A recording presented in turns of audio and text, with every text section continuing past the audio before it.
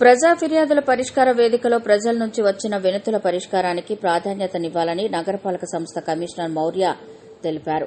నగరపాలక సంస్థ కార్యాలయంలో సోమవారం ప్రజా ఫిర్యాదుల పరిష్కార వేదిక కార్యక్రమం జరిగింది.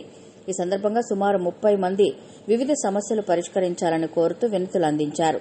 లీలామహల్ కూడల్లోని శ్రీకృష్ణదేవరాయ విగ్రహం చుట్టూ సుందరీకరణ చేయాలని, మహిళా మార్ట్ లిఫ్ట్ను మరమ్మతులు చేయించాలని డిప్యూటీ మేయర్ ముద్రనారాయణ కమిషనర్ను కోరారు.